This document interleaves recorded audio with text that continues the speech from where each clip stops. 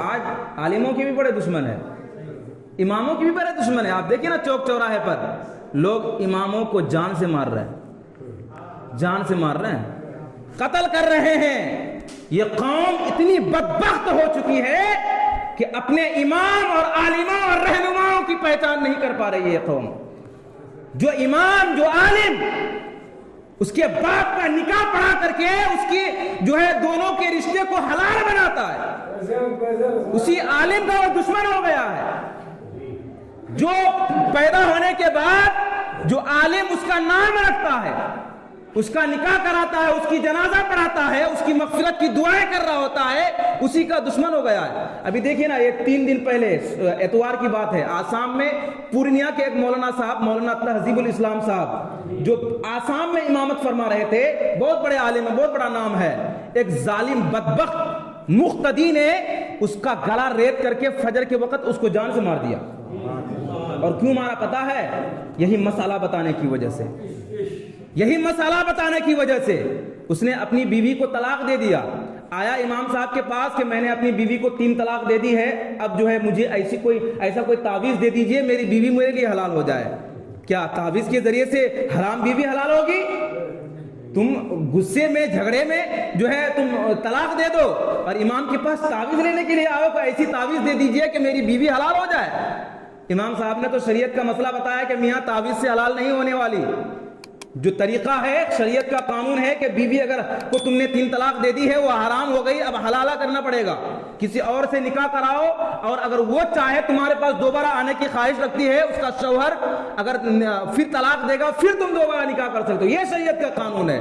لیکن اس کم بخت نے کہا کہ نہیں، ہمیں حلالہ نہیں کروانا ہے، آپ مجھے تعویذ کے ذریعے سے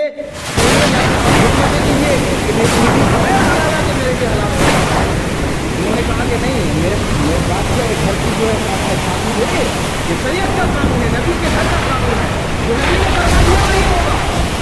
ہمارے کہنے سے کیا ہوتا ہے؟ ہمارا یہ کہ تمہاری دلی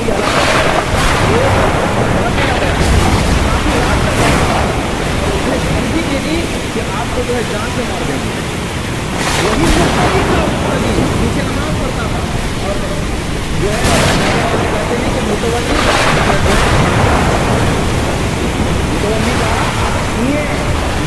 جب سنا تھا نا پہلے دن تو میں اس خیال میں تھا کہ کوئی ہوگا، کوئی غیر لوگ ہوں گے، غیر مسلم لوگ ہوں گے، لیکن جب پکی خبر ملی کہ نہیں، کوئی غیر نہیں تھا، اپنا ہی تھا، پیچھے نماز پڑھنے والا تھا، مسلمان تھا۔ اب سنیے، دھمکی دے دیا، اور فجر کے وقت امام صاحب اذان دینے کے بعد سنت پڑھ کر کے جو ہے مقتدیوں کا انتظار کر رہے تھے کہ مقتدی آئیں گے، وہ تسبیح و تحلیل میں جو ہے بیٹھے ہوئے تھے، اور وہ بدبخت پیچھے سے وہ بڑا جس کو کتا کہتے ہیں نا، ہڈیاں جس کو کاٹی جاتی ہے بڑے کا، وہی لے کر کے آیا اور پیچھے سے گردن پر وار کیا، گردن پر وار کیا۔ میں آپ کو سنا رہا ہوں اس لیے آپ سنیے، یہ قوم جگہ جگہ پر جو ماری جا رہی ہے، اس کا حشر یہی ہونا ہے دنیا میں بھی، اور مرنے کے بعد بھی اس کا حشر یہی ہوگا۔ پھر قیامت خود بتائے گی قیامت کیوں ضروری تھی، قیامت خود بتائے گی کہ قیامت کیوں ضروری تھی۔ وہ پیچھے سے وار کیا، امام صاحب جیسے ہی وار ان کی گردن پر لگی وہ جو ہے بھاگنے لگے، اور بھاگنے لگے تو وہ کم بخت پھر وار کیا جن سے ان کا ہاتھ کٹ گیا، اور پھر وہ بھاگنے لگے اٹھ کر کے، گرنے کے بعد تو پھر آگے بڑھ کر پھر ایسا وار کیا، ناک میں جو ہے وہ لگ گیا اور ناک ان کی کٹ گئی، اور وہ پھر جو ہے پھر بھاگنے کی کوشش کیے، اور پھر جو ہے ان کو گلا پکڑ کر کے، وہ تو ہاتھ کٹ گیا، ناک اور گردن پہ وار لگی ہے، تو اب کہاں بھاگ سکتا ہے؟ مسجد میں کوئی نہیں، صبح کا وقت ہے، اور پکڑ کر کے گلا ان کا۔ ایسی قوم ہے، مسلمان پر جو ظلم ہو رہا ہے ان کے کرتوت کی یہ سزا ہے۔ یہ رسول اللہ کو کیا منہ دکھائیں گے؟ اللہ کے سامنے کیسے جائیں گے؟ یہ قوم جو کبھی نماز نہیں پڑھتی ہے، کبھی اپنے رہبر اور رہنماؤں کی قدر نہیں کرتی ہے، یہ قوم اتنی بدبخت ہو چکی ہے، اور کہتے ہیں ہماری دعا قبول نہیں ہوتی ہے۔ آج بتائیے نا، میں نے کہا تھا نا، آج کون کس کے لیے دعا کرتا ہے؟